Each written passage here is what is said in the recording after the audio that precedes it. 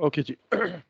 In the morning हमने बिस्मिल्लाहिर्रहमानिर्रहीम, इन the morning हमने ये देखा कि मेजरमेंट परफॉर्मेंस डोमेन जो है उसके अंदर हम परफॉर्मेंस मेजर्स के कौन कौन से एस्पेक्ट्स, डिफरेंट एस्पेक्ट्स थे। हमने MEC 3 टर्म्स थी जो देखी। How, what do we mean by monitoring, and what do we mean by evaluation, and then what do we mean by controlling. Monitoring के अंदर हमने work performance data and deliverables जो आए और जो रॉ डाटा हमारे पास आता रहा स्केजुलिंग से रिलेटेड, कॉस्ट से रिलेटेड, स्कोप से रिलेटेड एंड क्वालिटी से रिलेटेड एंड सो ऑन, उनको एवेलुएट किया by comparing them with the plan and baseline. उसके रिजल्ट पे हमें वर्क परफॉर्मेंस इंफॉर्मेशन मिली। एंड देन वी सॉ कि अगर हमारी इंफॉर्मेशन ये इंडिकेट कर रही है कि वेरिएंस जो है वो थ्रेशोल्ड से ज़्यादा है, then we have to take some action, control action. और 3 तरह के कंट्रोल एक्शंस मैंने आपको बताए थे। एक जिसको हम करेक्शन कहते हैं, डिफेक्ट रिपेयर या रीवर्क, और दूसरा जो है वो करेक्टिव एक्शन था, एंड तीसरा जो है वो प्रिवेंटिव एक्शन था। I hope you remember that. Yes sir. Yes sir. अच्छा, अब हम जो है ना कॉस्ट परफॉर्मेंस को एक्चुअल में मेजर करना शुरू करेंगे, और उसमें हम कुछ लैगिंग इंडिकेटर यूज करेंगे और कुछ लीडिंग इंडिकेटर्स यूज करेंगे। लैगिंग इंडिकेटर्स अभी आज के लेक्चर है जिसके अंदर हम जो पास प्रोजेक्ट की परफॉर्मेंस है वो कैसे मेजर करते हैं ये चीज सीखेंगे। अच्छा, अगेन हम ये जो परफॉर्मेंस मेजर कर रहे हैं इसके लिए हम अर्नड वैल्यू मैनेजमेंट सिस्टम को यूज कर रहे हैं। And earned value management system सिर्फ ये नहीं है जो आपको पढ़ाया जाएगा, इट्स अ ब्रॉडर सिस्टम। इसके तमाम मेजर एस्पेक्ट्स जो हैं वो मैं आपको आई ट्राई के कुछ जो मेजर चीज़ें हैं इन 2 लेक्चर्स में हम कवर कर लें। बाकी ज़ाहिर है there are too many details जो शायद इसका पूरा एक अर्नड वैल्यू मैनेजमेंट का स्टैंडर्ड है PMI का अलग से। ओके जी। सबसे पहले हम बात करते हैं अर्नड वैल्यू मैनेजमेंट। ये है क्या अर्नड वैल्यू मैनेजमेंट मेथड? कुछ बातें मैंने आपको इसके बारे में ऑलरेडी पहले बताई हुई हैं। If you look at this earned value management, it integrates scope, cost, schedule baselines to form a single baseline that is known as performance measurement baselines, correct?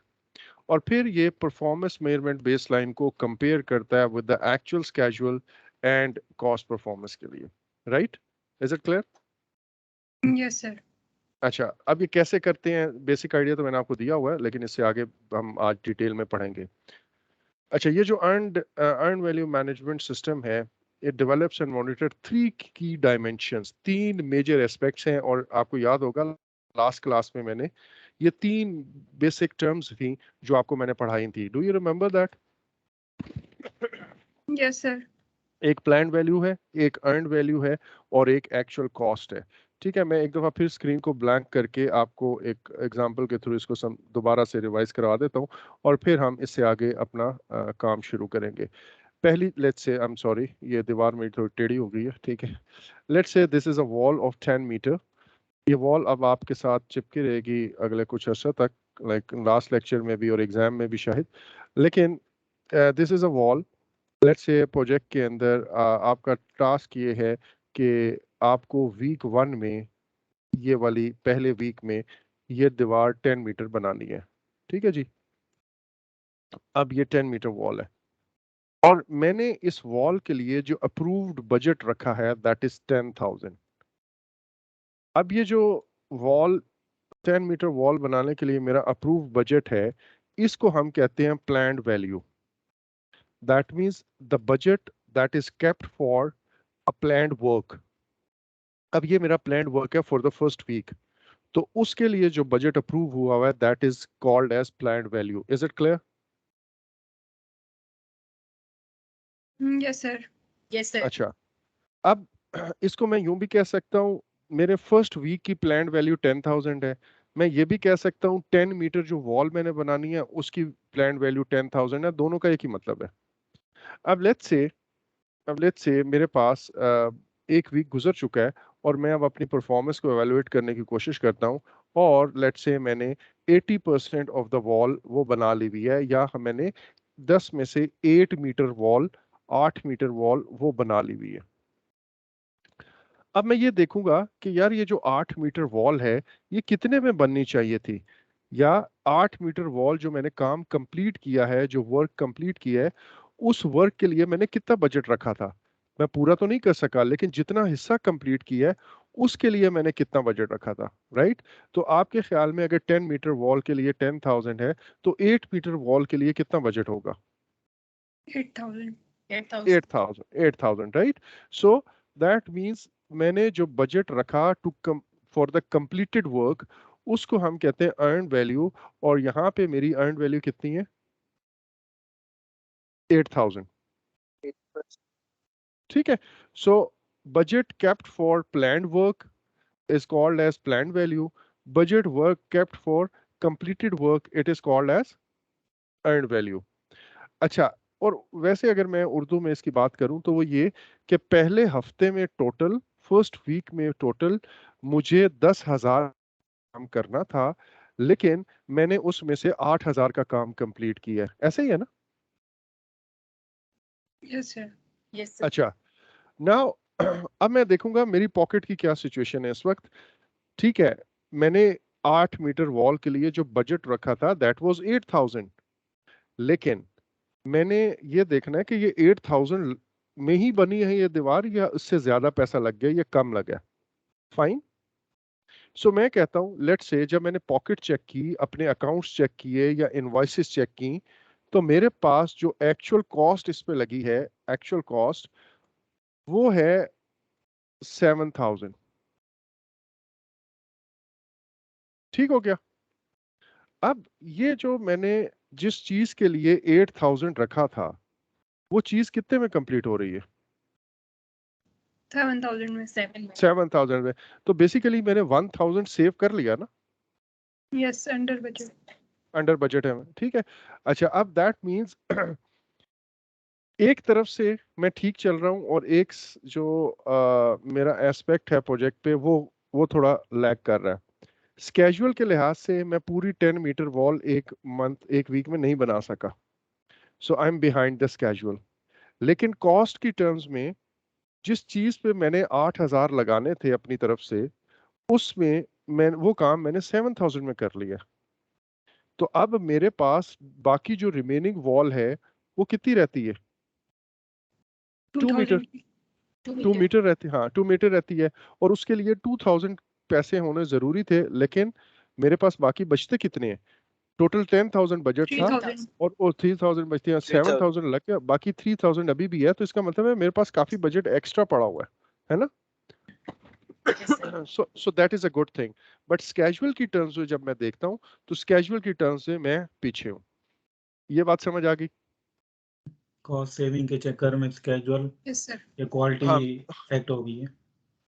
हाँ, मे बी उसकी रीजन कोई भी हो सकती है, या ये भी हो सकता है कि स्केजुअल वैसे ही स्लो हुआ हो, लेकिन प्राइसेस जो है वो कम हो गई, वैसे ही कम हो गई। मतलब ये एक रीजन भी हो सकती है।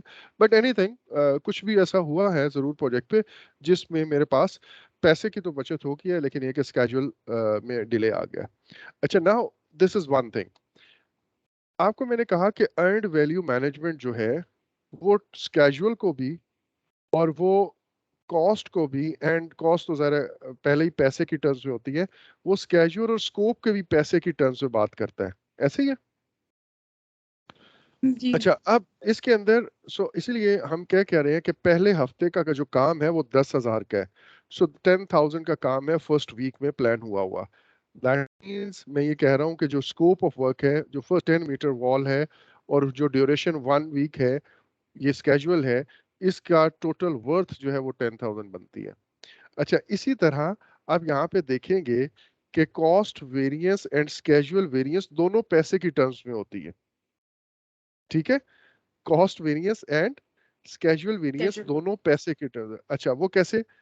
अब कॉस्ट वेरिएंस का जो फॉर्मूला है वो है मेरे पास, cost variance is equal to earned value minus actual cost.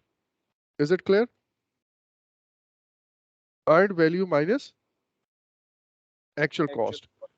अच्छा, और जो स्केजुअल वेरिएंस का फॉर्मूला है that is earned value is equal, sorry, earned value minus planned value. ठीक हो गया? ये बात समझ आई? अच्छा, यस। इस इन फॉर्मूला को हम याद कैसे रख सकते हैं? देखें, ये अर्नड वैल्यू मैनेजमेंट सिस्टम है, राइट? तो अर्नड वैल्यू मैनेजमेंट में हम अपनी स्केजुअल वेरिएंस देख रहे हो या कॉस्ट वेरिएंस देख रहे हो, हम सारी चीजों को अर्नड वैल्यू से कंपेयर करते हैं, इसलिए अर्नड वैल्यू पहले आती है कि मेरा टोटल काम कितना हुआ है, राइट? जो budget that was kept for completed work, हम हर चीज को रेफरेंस अर्नड वैल्यू को लेते हैं। और जब मुझे कॉस्ट का वेरिएंस पता करना हो तो अर्नड वैल्यू को हम एक्चुअल कॉस्ट से ही कंपेयर करेंगे। और जब मुझे कैजुअल वेरिएंस का पता करना हो तो फिर मैं कहता हूं कि अर्नड वैल्यू को अपने प्लान्ड वैल्यू से या प्लान्ड वर्क से कंपेयर करते हैं कि करना कितना था और अर्न कितना हुआ है। Is it clear? Yes, sir. Yes, अच्छा, sir. अब ये जो गिवन डाटा है जो हमने एग्जांपल ली, इसमें आप देखिए कि कैजुअल वेरिएंस मेरी क्या होगी। अर्नड वैल्यू कितनी है? 8000 8,000 minus 10,000. माइनस प्लान वैल्यू कितनी है? 10,000, राइट? अच्छा, अब यहाँ पे ये इसको मैं जस्ट बाउंड्री ड्रॉ कर लो, तो स्केजुअल वेरिएंस कितनी आई है? Minus schedule variance minus 2000, right? अब ये जो माइनस साइन है ये इंडिकेट कर रहा है कि आई am behind the schedule, I am behind the schedule. Is it clear? ठीक है सर। Yes. अच्छा, अब ये जो अगर लेट्स से अगर मैं 8 मीटर सॉरी यहाँ पे फर्स्ट वीक में 10,000 यानी कि पूरी 10 मीटर की दीवार बना लेता, तो उस केस में मेरी अर्नड वैल्यू कितनी होती? 0 अर्नड वैल्यू नहीं अर्नड वैल्यू तो 10,000 ही होती ना, 10,000 होती सर। है ना? हाँ, तो फिर उस केस में 10,000 माइनस 10,000 स्केजुअल वेरिएंस कितनी होती? जीरो। अब जो जीरो स्केजुअल वेरिएंस है ये इंडिकेट करती है that you are on schedule, there is no variance between the actual and the planned one. Sir ये स्केड्यूल को हम कॉस्ट की टर्म में क्यों आइडेंटिफाई कर मैं रहे हैं? करता हूँ बात, इस पे करते हैं बात, इस पे करते हैं। ये हम आखिर पे करेंगे, फिलहाल आप इसको बस अस्यूम कर लें।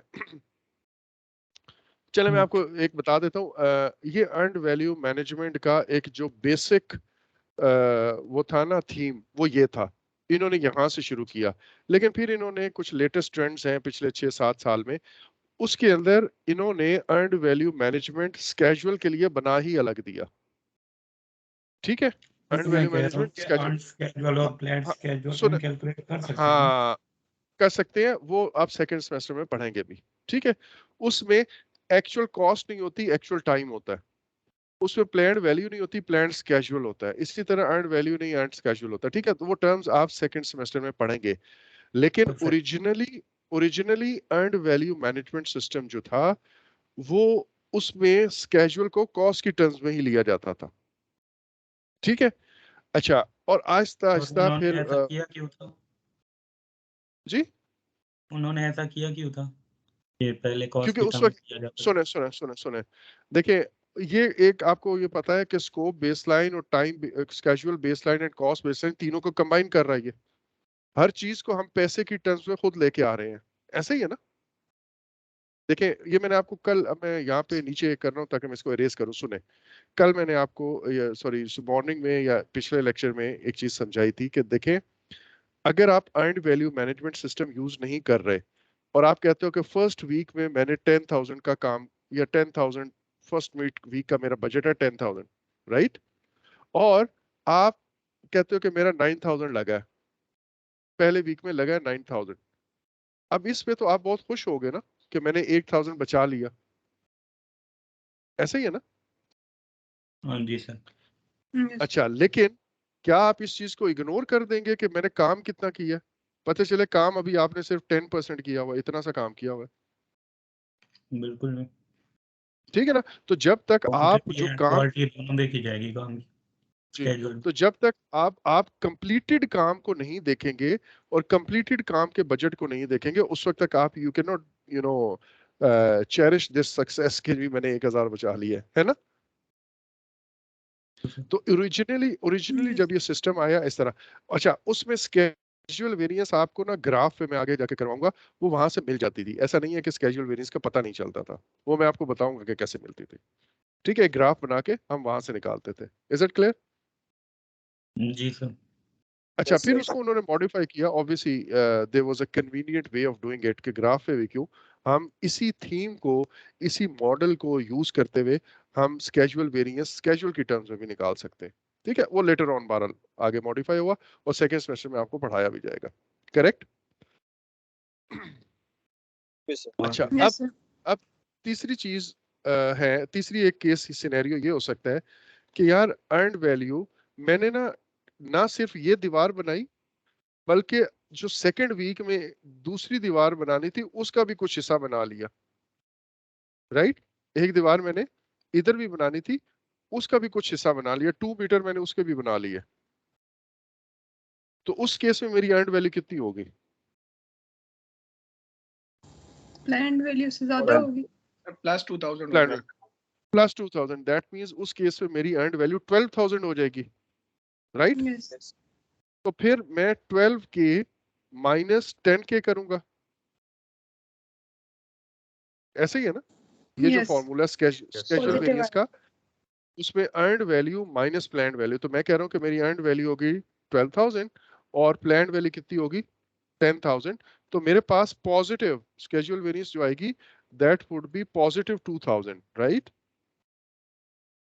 तो जो पॉजिटिव वेरिएंस है that indicates what? That you are ahead of schedule. ठीक है। सो अगर मैं ये कहूं कि स्केजुअल वेरिएंस जब पॉजिटिव होती है तो it means you are ahead of schedule. Schedule variance जब जीरो होती है तो it means you are on schedule. और अगर स्केजुअल वेरिएंस नेगेटिव होती है इसका मतलब है you are behind the schedule. Is it clear? Yes, sir. Yes, sir. ये सबको Yes, समझ sir. आ गई? ठीक है, नथिंग डिफिकल्ट। ओके, अब मैं कॉस्ट वेरिएंस की तरफ आता हूं। इसको मैं इरेज कर रहा हूं और मैं इसी डाटा के साथ कॉस्ट वेरिएंस को भी देख। इसका मतलब है we're on schedule। जी, जब मैं अगर आपको कहूं कोई वेरिएंस नहीं है, तो वेरिएंस क्या चीज है?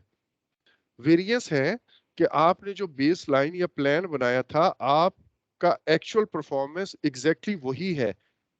बेस लाइन एंड एक्चुअल में कोई डिफरेंस नहीं है। तो इसका मतलब क्या है? That you are going on schedule, isn't it? जी सर। ओके। Yes, sir. अच्छा, अब हम जरा कॉस्ट की बात करते सर हैं। कॉस्ट कुछ की ऐसी परफॉर्मेंस। एक्टिविटीज भी तो होती हैं जो हम हेड ऑफ स्केड्यूल कर ही नहीं सकते। Finish to start, start to finish का इशू आ जाता है कि जब तक हाँ, तो एक और वो नहीं होगी, तो वो नहीं होगी। उसमें आपके पास देखें, ये तो परफॉर्मेंस, ये वो WPD है, वर्क परफॉर्मेंस डाटा है। जी ठीक है। उस आपको किसी ने ये बताया, आपके टीम मेंबर्स ने ये बताया कि दीवार इतनी बनी है, दीवार इतनी नहीं बनी है, ठीक है, या दीवार ज्यादा बन गई है। तो वो जो भी परफॉर्मेंस आएगी वो तो एक्चुअली फैक्चुअली वो जहाँ पे प्रोजेक्ट काम हो रहा है, वो आपको याद है direct and manage project work था, जहाँ पे सारा काम हो रहा था। और मैंने कहा था वहां से ये सारा डाटा आता है। उस डाटा को आप जी कंपेयर करते हो with the plan, only then you get this information. तो अभी आपके पास इंफॉर्मेशन आई है कि आप अहेड ऑफ स्केड्यूल हैं, आप ऑन स्केड्यूल हैं। तो जिन एक्टिविटीज में ऐसा मुमकिन नहीं है कि आप अगली एक्टिविटी स्टार्ट कर सको, तो जाहिर है वहां पे डाटा आपका ये नहीं आएगा कि आपकी अर्नड वैल्यू ज्यादा हो गई। वो ये ठीक है, सारे आएगा ही फैक्टर या हेड ऑफ स्केड्यूल होते होंगे, ऐसे तो नहीं ना?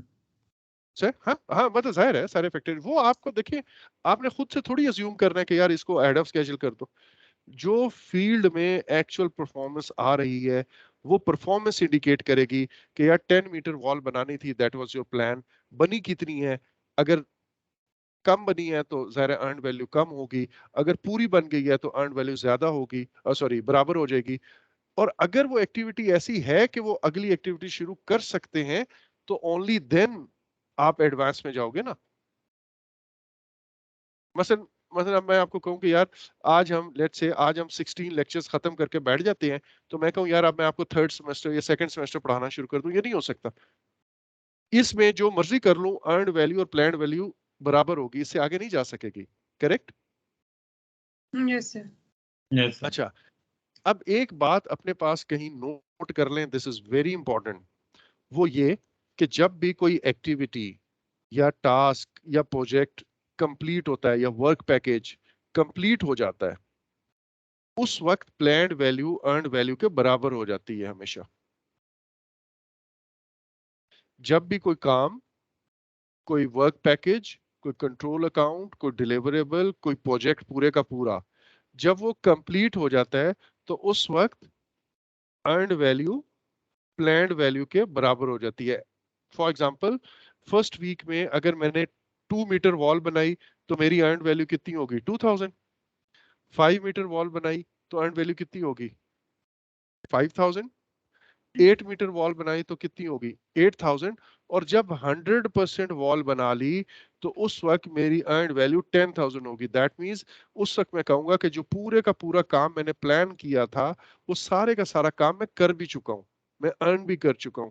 तो at the completion of any activity or any work package or any project, the planned value becomes equal to the earned value or earned value becomes equal to the planned value. Is it clear? बिल्कुल sir, but actual cost या actual value तो different रहेगी ना। हाँ हो वो हो सकता सकता है डिफरेंट, हो सकता है डिफरेंट हो भी सकती है, नहीं भी हो सकती, वो तो डिपेंड करता है आपने बनाए कितने में, खर्चा कितना किया। जी बिल्कुल। ठीक है, अब ये बात मैंने बार बार आपको रिपीट कर रहा हूँ, एग्जाम में मुझे ना कहिएगा कि सर हमें ये नहीं समझ आई। मैं आपको बार बार कह रहा हूँ, जब भी एक एक्टिविटी, वर्क पैकेज या प्रोजेक्ट पूरा कंप्लीट हो जाता है तो उस वक्त अर्नड वैल्यू प्लान्ड वैल्यू के इक्वल हो जाती है। Is it clear? जी Yes, सर, Yes, sir. इसके कुछ दो चलो, चार एग्जांपल दे दें क्वेश्चंस जैसे आएंगे। क्या मतलब? पेपर दे सर दे दूंगा आपको भाई। सिंपल भाई थोड़ा एमसीक्यू थोड़ी आएगा कि हाँ भी earn value planned value equal होती है इस हाँ टाइम। हाँ, कोई तो वो मैं अब, सिनेरियो आएगा ना, वो दो चार सिंपल सिनेरियोज भी भेज दें। अच्छा ये सिंपल सिनेरियो ये है कि भाई आपने एक वीक में 10 मीटर वॉल बनानी थी और 10 मीटर कंप्लीट हो गई है, तो आप बताएं इसकी अर्न वैल्यू कितनी है। ठीक है, यही सिनेरियो होगा ना। Simple I was trying to say Yes, sir. Not simple, sample. अच्छा sample, okay sorry sorry, sample बस करा रहे हैं ना, अभी लेक्चर शुरू तो करने दे भाई, अभी तो मैंने पहली स्लाइड नहीं की। ठीक है, सैंपल पहले दे दूं, थोड़ा आराम हौसला से करें, थोड़ा हौसला करें। हाँ अच्छा, आगे चलते हैं, अब हम जरा कॉस्ट वेरिएंस को चेक करते हैं। कॉस्ट वेरिएंस का क्या फॉर्मूला है? ये आपके सामने लिखा हुआ है, earned value minus actual cost. देखिए planned value. चाहे स्केड्यूल वेरिएंस हो चाहे कॉस्ट वेरिएंस हो, पहली चीज अर्न्ड वैल्यू ही आती है, दूसरी चीज डिफरेंट है। लाइक कॉस्ट वेरिएंस में एक्चुअल कॉस्ट से कंपेयर करेंगे और स्केड्यूल वेरिएंस में प्लान्ड वैल्यू से कंपेयर करेंगे, करेक्ट? सो कॉस्ट वेरिएंस का फॉर्मूला है earned value minus actual cost. अब इस केस में मेरी अर्न्ड वैल्यू कितनी है 8000 8,000 minus 7,000. माइनस 7000 मेरी एक्चुअल कॉस्ट है। किसी को इस पे डाउट है? तो यहाँ sir. पे मेरे पास पॉजिटिव 1000 आया है, तो जब पॉजिटिव 1000 आए कॉस्ट वेरिएंस, तो इसका मतलब क्या है? Under budget. I am going under budget. ये कहीं लिख लें, आगे है स्लाइड्स में है, वैसे अपने तौर पर लिख लें इसको कहीं। ठीक है, जब भी मेरे पास कॉस्ट वेरिएंस पॉजिटिव आती है तो हम अंडर बजट होते हैं, कि जिस काम के लिए मैंने 8000 रखे थे वो काम मैंने 7000 में कर लिया हुआ है, that means I am going under budget, correct? Trade बनती है। Yes, sir. अच्छा, अब दूसरी चीज हम ये देखते हैं, एक और सिनेरियो ले लेते हैं कि लेट से मेरी एक्चुअल कॉस्ट यहाँ पे 8000 ही होती, तो फिर कॉस्ट वेरिएंस कितनी होती?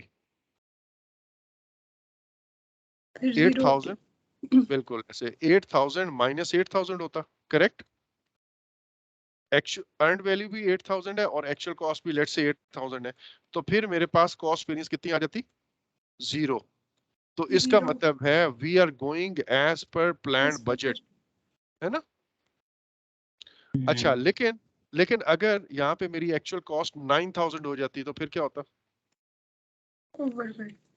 फिर मैं Over कहता budget. Cost variance is equal to 8000 minus Minus 9,000. 9000, so that means negative variance now. तो माइनस Over budget. 1000, इसका मतलब ये है कि मैं ओवर बजट जा रहा हूँ, एक 1000 मैंने एक्स्ट्रा लगा दी है, जिस काम के लिए मैंने 8000 रखे थे वो काम मैंने एक्चुअल में 9000 में कंप्लीट किया है। सो दैट मींस 1000 इसके अंदर नेगेटिव वेरिएंस आ रही है। तो अब आप ये देखें कि चाहे आपके पास स्केड्यूल वेरिएंस है या कॉस्ट वेरिएंस है, जब ये नेगेटिव होती है तो it is a bad thing, right? Schedule variance अगर नेगेटिव होती है तो इसका मतलब है we are behind the schedule. Cost variance अगर नेगेटिव होती है तो इसका मतलब क्या है? We are going over budget, correct? Yes, sir. अगर schedule Sir. Variance and cost variance जब दोनों जीरो होती हैं तो इसका मतलब ये है कि we are schedule variance zero होने का मतलब है we are on schedule and cost variance zero होने का मतलब है we are going as per budget, right? या ऑन बजट, राइट? ओके। अच्छा, और सर ये यहाँ क्वेश्चन पे के एंड में हमने इसकी इंटरप्रिटेशन भी करनी है हमेशा कि प्लान अंडर जी बजट है वो बिल्कुल लाजमी।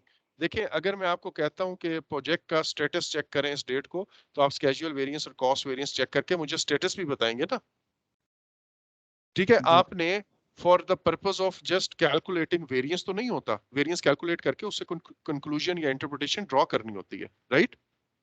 बिल्कुल। अच्छा, तो वो इंटरप्रिटेशन यही है कि आप अहेड ऑफ स्केजुअल हैं, बिहाइंड द स्केजुअल हैं, या क्या हो, ठीक है? मैंने आपको थोड़े से इसके सैंपल क्वेश्चन आपकी असाइनमेंट में भी दिए हुए, ऐसे ही है ना? जी। अच्छा, लेकिन मैंने आपको वो चीज उस वक्त सर पढ़ाई नहीं थी, मैंने आपको फिर भी दे दी है, क्यों? क्योंकि आई अभी जस्ट पढ़ा रहे हैं। नहीं नहीं, अभी पढ़ाने की बात नहीं थी। आई रियली वांटेड कि आप पढ़े बगैर मुझे वो भेजें असाइनमेंट। लुक, आपको प्लान बनाने की आफादियत पता चली कि टीम के अंदर या स्टेक होल्डर्स में अगर किसी को कोई काम नहीं भी करना आता, आपने इतनी डिटेल्ड इंस्ट्रक्शंस प्लान के अंदर उसको दे दी कि भाई जब आप कंट्रोल कॉस्ट करने लगोगे तो ये चीजें हैं, इस तरह करनी है, सही है। ठीक है? Yes, तो sir. आप Yes. Without knowing this formula और विदाउट नोइंग दिस कॉन्सेप्ट्स आपने आराम से कैलकुलेट कर लिया होगा। सर परफेक्ट इंटरप्रिटेशन कैसे करनी है, लाइक अगर वो CV इज इक्वल टू -1 के तो इसकी अच्छा, इंटरप्रिटेशन क्या हाँ, होगी? इसको हम करेंगे we are going under budget, और सॉरी ओवर बजट। -1 अगर है तो it we are going over budget, या project is that's it, going over इतना बजट। लिखना हाँ, है इंटरप्रिटेशन। दैट्स इट, हाँ बिल्कुल, इतना ही। अच्छा, अब एक चीज मैं आपको बस बता दूं, जनरली ये मतलब वो लेसन लर्नड है।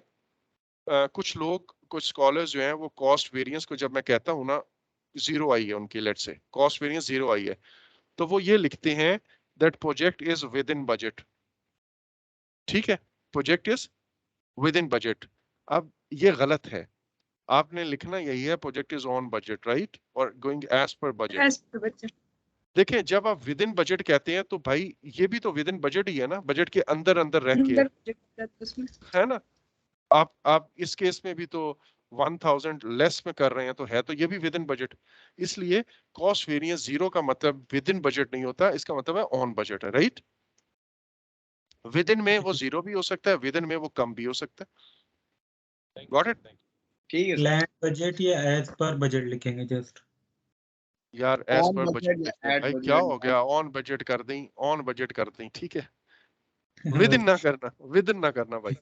ओके, अच्छा, सो ये ब्रॉडर कॉन्सेप्ट्स थे जो आपको एक सिंपल, मतलब मैंने एक्सरसाइज से ये समझाने की कोशिश की। बट मेन चीज ये है कि आपको ये पहले समझना जरूरी है कि प्लान्ड वैल्यू होती क्या है। अच्छा, हमने जो बात की, हमने सिर्फ एक सिंपल एग्जांपल एक हफ्ते के एक काम की कर ली, लेकिन प्रैक्टिकली प्रोजेक्ट्स पे ऐसा नहीं होता। अब हम जरा जाते हैं उस पे, क्या कहते हैं, स्लाइड्स पे, और ये देखते हैं कि यहाँ पे इनकी डेफिनेशंस क्या लिखी हुई हैं। Planned value, it is the authorised budget assigned to the scheduled work. आपने पहले हफ्ते में जो काम स्केड्यूल किया हुआ था उसके लिए ऑथराइज्ड बजट 10,000 था, ऐसे ही है ना? तो प्लान्ड वैल्यू हमारी 10,000 हो गई। Yes sir. अच्छा, earned value, it is measure of work performed expressed in terms of budget authorized for that work, या मैं ये कहूं budget authorized for the completed work या performed work, right? Yes, sir. अच्छा, तीसरा है actual cost. This is the actual cost जो anchor की है, जो काम आपने कंप्लीट कर लिया या जो अर्नड वैल्यू आपने की है, हासिल की है, उसको कंप्लीट करने के लिए कितना काम हुआ है, कितना पैसा लगा है, करेक्ट?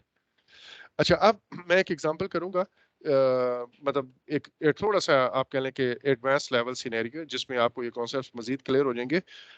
लेकिन अभी ना यहाँ पे 6 बजे फिर लाइट चली जाएगी और मुझे ऑफिस खाली करना होगा। ओके, मैं यूनिवर्सिटी में हूँ।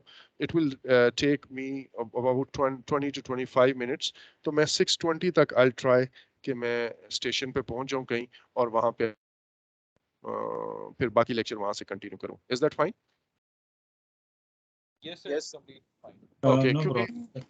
थैंक यू, क्योंकि लाइट वैसे ही चली जानी है तो 10 मिनट तो हमें वेट करना होगा। ओके अच्छा, अब जरा ये देखिए आपके सामने कुछ चीजें लिखी हुई हैं। एक एग्जांपल है जिसके अंदर हमने जनवरी के मंथ का जो प्लान्ड वर्क है दैट इज 2500, फेब के मंथ का 5500, ये 5000, मार्च में 29000 एंड सो ऑन।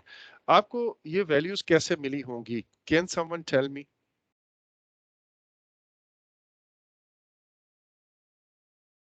सर जो एस्टीमेट लगाए होंगे हमने उसमें। वेरी गुड, सर जो बिल्कुल डॉक्यूमेंट्स बने थे ऐसे ही है। जो फॉर एग्जांपल ये मेरी एक्टिविटीज की लिस्ट है, पीछे वर्क पैकेजेस हैं, वो जो हमने एग्जांपल एक की हुई थी है ना, और वहां पे हम बिल्कुल एग्जांपल बिल्कुल ऐसे वहां पे था अक्टूबर में कौन कौन सी एक्टिविटीज हैं, है ना, नवंबर में कौन कौन सी एक्टिविटीज हैं, और दिसंबर में कौन कौन सी एक्टिविटीज है। तो उस हिसाब से उन एक्टिविटीज के एस्टीमेट जो है वो हमने डिफरेंट मंथ्स पे डाल दिए, और फिर हमने कहा टोटल अक्टूबर में इतना चाहिए, नवंबर में टोटल इतना चाहिए, दिसंबर में इतना चाहिए। ऐसे ही है, ये मंथली थे, ये कमुलेटिव नहीं है। यस ओके तो इस तरह हमने ये एस्टिमेट लगा लिए। अब आप मुझे बताएं कमुलेटिव प्लान्ड वैल्यू कैसे होगी?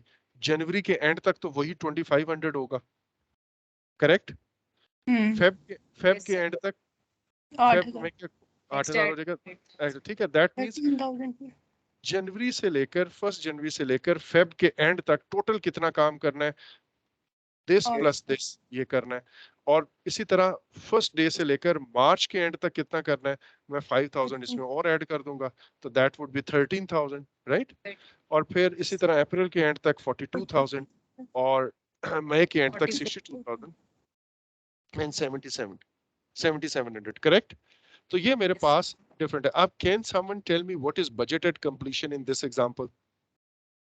70,700। Very good, very good. अगर मैं इसको प्लॉट कर लूं, ठीक है, ये अब मैंने आपको वही टेबल आगे ले आया हूं, और इसको प्लॉट करूं कि जनवरी के एंड तक मुझे, ये पहली प्लान्ड वैल्यू है, करेक्ट, PV1, ये दूसरी प्लान्ड वैल्यू है PV2, ये तीसरी प्लान्ड वैल्यू है PV3। ये आपको पता चल रही है कैसी है?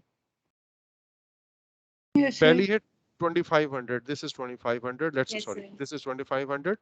उसके बाद दूसरी है 8000, तो दिस इज 8000। तीसरी है 13000, तो दिस इज लेट्स से 13000। ये तीसरे मंथ की है, ये दूसरे मंथ की है, ये पहले मंथ की है, करेक्ट? फोर्थ क्या है? 42000, तो it should be somewhere here, है ना? तो ये मेरे पास फोर्थ आ गई। और उसके बाद PV5 क्या है? 62000, एंड देन ये मेरे पास जो PV6 है, द लास्ट वन, वही बजटेड कंप्लीशन भी है ना? जो लास्ट PV है वही बजटेड कंप्लीशन भी है। अच्छा, सो अगर मैं इन पॉइंट्स को कनेक्ट कर दूं तो what would it give me? It would give me the cost baseline, या for that matter performance measurement baseline, क्योंकि मैंने अर्नड वैल्यू मैनेजमेंट के प्रिंसिपल्स पे रहते हुए मैंने ये चीज बनाई है। तो this combines all the three baselines into one, correct? Yes, sir. अच्छा, अब क्या होगा? ये प्लान बना लिया, सेव हो गया। अब हम एक्चुअल प्रोजेक्ट स्टार्ट करेंगे, एग्जीक्यूशन। जैसे एग्जीक्यूशन स्टार्ट करेंगे, लेट्स से पहला मंथ गुजर जाता है, ठीक है, तो मैं ये देखूंगा कि पहले मंथ के एंड तक मैंने कितना काम कंप्लीट किया है और उसका बजट क्या होगा, वो मेरी अर्न वैल्यू बन जाएगी। इसी तरह पहला मंथ पे मैंने कितना खर्चा कर लिया है, वो मेरी एक्चुअल कॉस्ट बन जाएगी, करेक्ट? तो मैं पहले मंथ की अपनी परफॉर्मेंस देख सकता हूँ। इसी तरह मैं सेकंड मंथ में देखूंगा, सेकंड मंथ के एंड पे फिर दोबारा देखूंगा कि टोटल काम सेकंड मंथ तक मुझे 8000 करना था, लेकिन अभी तक मैंने कितना किया और उस पे कॉस्ट कितनी आई, एंड सो ऑन। ऐसे ही है। तो इस तरह करते करते लेट्स से आज फोर्थ मंथ का एंड है, ठीक है, अप्रैल का एंड आ गया, ठीक है जी। अच्छा, अब मैंने तो मंथली वैल्यूज दी हुई है यहाँ पे आपको ना, मंथली अर्नड वैल्यूज दी हुई है, लेकिन अगर मंथली अर्नड वैल्यू ना दी हुई हो और सिर्फ आपको ये बताया हो कि अप्रैल के एंड पे ये अर्नड वैल्यू है, तो आप अप्रैल के एंड पे अपना स्टेटस चेक कर सकते हैं ना, है ना? अप्रैल के एंड पे प्लान्ड वैल्यू ये है, फॉर्मूला में पुट करें, अर्नड वैल्यू ये है, और एक्चुअल कॉस्ट इसी तरह आपको मिल जाए तो आप फॉर्मूला में पुट कर दें। लेकिन मैंने खुद आपको इंटेंशनली ये चारों वैल्यूज दी हैं ताकि हम मंथ बाय मंथ कंपैरिजन करेंगे। अभी लेट्स से पहले मंथ में क्या होगा, काम प्लान कितना था 2500 का, राइट? और मैंने किया कितना है 3800 का। दैट मींस मैंने ज्यादा काम कर लिया ना, Yes, sir. तो इसका मतलब है इससे ऊपर ये डॉट आएगा ना, इसका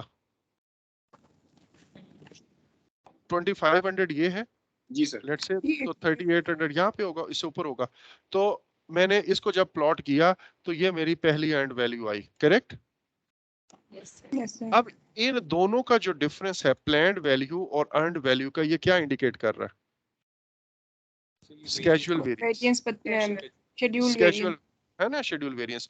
और इसमें मैंने ज्यादा काम कर लिया है, तो इसका मतलब है I am ahead of schedule. Yes. Yes, sir. Actual में ये काम मैंने कब तक करना था आपको पता है? 3800 का काम कब तक करना था? मैं इस जगह, सुने, मैं इस जगह से राइट पे अगर ले जाऊं, मैं इस जगह से राइट पे यहाँ पे ले आऊं, आपको ये रेड लाइन नजर आ रही है? जी सर। और यहाँ से ये ड्रॉप करूं, तो मैंने मिड फेब तक अप्रोक्सीमेटली ये काम करना था। तो इसका मतलब क्या है? इन टर्म्स ऑफ टाइम मैं 15 दिन आगे हूं। असमत, डिड यू गेट इट? मैंने आपको कहा था कि मैं ग्राफ पे आपको बताऊंगा कि schedule variance in terms of time कैसे निकालते हैं। वो चला गया, ठीक है। तो मैं एक्चुअल में ये काम मुझे 15 फरवरी को करना था, तक करना था, लेकिन मैंने उससे पहले कर लिया, that's why I am ahead of schedule. और यहाँ पे नजर भी आ रहा है कि टोटल काम मुझे 2500 करना था, बट आई कंप्लीटेड 30। तो फर्स्ट मंथ के एंड पे जब मेरा एनालिसिस हुआ होगा, उस वक्त अर्नड वैल्यू अगले मंथ की नहीं पता होगी, क्योंकि ज़रा अभी अगले मंथ आए नहीं। तो फिर सेकंड मंथ पे भी हमने एक ऐसा एनालिसिस किया होगा। अब सेकंड मंथ के एंड पे हमने जब एनालिसिस किया, तो हमने देखा कि यार टोटल 2 मंथ्स में फरवरी के एंड पे टोटल 8000 का काम करना था, और एक्चुअल में भी 8000 का किया। तो इसका मतलब है सेकंड मंथ के एंड तक we were on schedule, correct? Okay. तीसरे मंथ में मुझे 13 यानी कि सॉरी मार्च के एंड तक मुझे 13,000 का काम करना था, लेकिन मैंने सिर्फ 10,000 का काम किया। तो अब इसका मतलब है मैं पीछे रह गया हूं, है ना? हाँ, तो इसीलिए यहाँ पे जो स्केजुअल वेरिएंस है वो नेगेटिव आएगी, और मेरी यहाँ पे ये जो लाइन है अर्नड वैल्यू की, वो नीचे चली गई है प्लान से। Yes. अच्छा, और जो फोर्थ मंथ जो इस वक्त हमारा मंथ है, उसके अंदर हमने कहा कि 42,000 का काम अप्रैल के एंड तक हो चुका होना चाहिए था, but actually I have completed only 38,000 worth of work. So इसलिए अब ये मेरे पास जो स्केजुअल वेरिएंस है, ये इंडिकेट कर रही है कि मैं बिहाइंड। अच्छा, अब ये काम मुझे कब तक कर लेना चाहिए था? मैं अगर यहाँ से ही वापस बेस लाइन पे जाऊं, तो ये जगह आती है ना? तो इसका मतलब है मुझे अप्रैल के एंड में या अप्रैल के 20 तक अराउंड करना पड़ेगा। कर लेना चाहिए था, लेकिन मैं इसको कंप्लीट करने में कामयाब हुआ हूं मई में। Is it clear? अच्छा, तो ये, अच्छा अच्छा, अब ये वो चीज है जो इन तीनों को मैं प्लॉट, मतलब हर मंथ पे एक्चुअल में होता रहेगा। मैंने तो आपको चारों मंथ का 1 बाय 1 किया, लेकिन हर मंथ पे ये हम करते चले जाएंगे। अर्न वैल्यू इस तरह इसका प्लॉट, मतलब अब लेट्स से फोर्थ मंथ आ गया, तो पिछले मंथ में भी हमने किया होगा, लेकिन राइट नाउ हम फोर्थ मंथ पे ये चीज चेक कर रहे हैं। अच्छा, इसके बाद एक्चुअल कॉस्ट भी इसी तरह हम हमारे पास हर मंथ की होगी। पहले में, अब आप देखें, मैंने प्लान्ड काम था 2500 का करना था, लेकिन किया कितने का? 3800। मैं अहेड ऑफ स्केड्यूल हूं, लेकिन जिस काम के लिए मैंने 3800 रखे थे, उस पर लगा कितने दिए? 6000। 6000। तो अब आप देखें मेरी एक्चुअल कॉस्ट ज्यादा है अर्न्ड वैल्यू से, है ना? अच्छा, सेकंड मंथ में क्या हुआ? जो 8000 जिस काम के लिए रखे थे, वो 8000 में ही कंप्लीट हुआ है, राइट? Yes. तो मैं ऑन बजट भी ऑन स्केड्यूल दोनों चल रहा हूँ। थर्ड मंथ क्या हुआ? थर्ड में मेरा कोई खर्चा मजीद नहीं हुआ लकीली, और अब मेरी एक्चुअल कॉस्ट अर्न्ड वैल्यू से नीचे चली गई है। जब एक्चुअल कॉस्ट अर्न्ड वैल्यू से नीचे चली जाए, तो इसका मतलब है मैं अंडर बजट चल रहा हूँ, राइट? अंडर बजट चल रहा हूँ। जो फिर ये काम के लिए अर्न वैल्यू ज्यादा कैसे हो गया अगर बजट कोई नहीं लगा? एक्चुअल देखें, कॉस्ट हाँ, लगी नहीं। बाज दफा ये कि आप पेमेंट्स कर चुके होते हैं ना ऑलरेडी, ओके। मतलब आपने, अच्छा, पहले से मंगाया हुआ था, दीवार खड़ी कर दी। दीवार खड़ी कर दी, या आपने वो किया हुआ था, पेमेंट्स एडवांस की हुई थी। पेमेंट्स एडवांस की भी थी, और बस हो गया, ठीक है। अच्छा, ठीक है। ओके, अब लास्ट में क्या हुआ? 38,000 एंड 48,000। अब तबाही फिरी है कि अर्न्ड वैल्यू काम इतना किया है, और खर्चा कितना कर दिया है ये यहाँ पे। Yeah. तो now this is a huge cost variance here, right. अच्छा, अब मैंने आपको क्या कहा कि ये सारी वैल्यूज हर मंथ में ऐसे ही चेक हुआ होगा, लेकिन अभी इस मतलब मैं पिछली वैल्यूज आपको कोई भी ना बताऊं, कोई वैल्यू ना बताऊं, ये सब खाली हो, सिर्फ आपको बताऊं कि अप्रैल के एंड तक इतना काम करना था और अर्नड वैल्यू इतनी है और एक्चुअल कॉस्ट इतनी है, तो बड़े आराम से आप स्केड्यूल वेरिएंस कॉस्ट वेरिएंस निकाल सकते हैं, ऐसे ही है। ठीक है। अच्छा, लेकिन पहले ग्राफ पे हम एक चीज इंडिकेट करेंगे जिसको हम स्टेटस डेट कहते हैं। तो ये जो डॉटेड लाइन आपको नजर आई है, यस सर। अच्छा, ये dotted line basically status date को इंडिकेट कर रही है कि जिस दिन हम स्टेटस चेक कर रहे हैं वो 30th ऑफ अप्रैल है। अब इस दिन को इसी तरह हमने एक 31st ऑफ मार्च को भी किया होगा, इसी तरह हमने फेब में किया होगा, जनवरी में भी किया होगा, लेकिन हम मंथली स्टेटस चेक कर रहे हैं। इस वक्त हम अस्यूम कर रहे हैं कि चौथे मंथ का एंड है, और यहाँ पे जब मैं देखता हूँ कि मेरी स्टेटस डेट है, तो ये AC4 जो है एक्चुअल कॉस्ट 4, और इसी तरह ये मेरे पास प्लान्ड वैल्यू 4 है, और इसी तरह ये अर्नड वैल्यू 4 है, करेक्ट, यानी कि 4th मंथ की। अब इनको जब मैं कंपेयर करता हूं, what would we call this thing, जो difference between earned value and planned value, इसको हम क्या कहते हैं? अर्नड वैल्यू और प्लान्ड वैल्यू का schedule difference, variance. Casual variance. Very good, ये मेरे पास ये आ गया, इस तरह मैं इसको इंडिकेट कर दूंगा।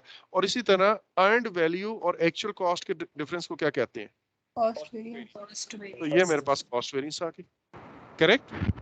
ये इसी तरह ये वेरिएंस अगले मंथ में भी कैलकुलेट होगी और एंड पे भी होगी। एक चीज आपने याद रखनी है, जो प्लान्ड वैल्यूज है ना, वो तो आपको प्लानिंग के वक्त पहले दिन से पता होती हैं सारी, क्योंकि आपने प्लान किया ना, हर मंथ का एस्टिमेट खुद लगाया। तो प्लान्ड वैल्यू तो आप पूरे के पूरी बेस लाइन प्लानिंग के वक्त ही पूरी प्लॉट कर लेते हो, जैसे हमने यहाँ पे की थी, इफ यू रिमेंबर, ये प्लानिंग के वक्त ही हमने बेस लाइन पूरी प्लॉट कर ली थी। लेकिन अर्नड वैल्यू हर मंथ पे जैसे जैसे और एक्चुअल कॉस्ट आती जाएगी, तो इनको हम बाद में प्लान प्लॉट करते जाएंगे, करेक्ट? ठीक है sir. Yes. Is it clear? Yes, Okay. sir. So now this is a general example जिससे आपको ये चीजें अंदाजा होंगी। अब हम 4th मंथ को स्टेटस डेट मानते हैं, और हम ये देखते हैं कि इसमें इस वक्त हमारी सिचुएशन क्या चल रही है। न्यूमेरिकली इफ यू सी, तो ये मेरे 4th month 30th of April is status date, और इस वक्त मेरी प्लान वैल्यू 42। 6 बजने वाली है। ओके, चल Sorry sir, चलें, बस ठीक है, 2 मिनट ठीक है, बजने वाले, चलें think चलें फिर delete इसी ना से, हो जाए, इसलिए क्या था, सेव हो जाएगा। ठीक, ओके ओके ओके ओके, चलें इसी से फिर हम आगे कंटिन्यू कर लेते हैं। विल मीट एट 6:20 अगेन इंशाल्लाह, right? Allah Hafiz. Okay sir, Thank thank you you. sir, thank you। Sir ये रिकॉर्डिंग मैं कर रहा हूँ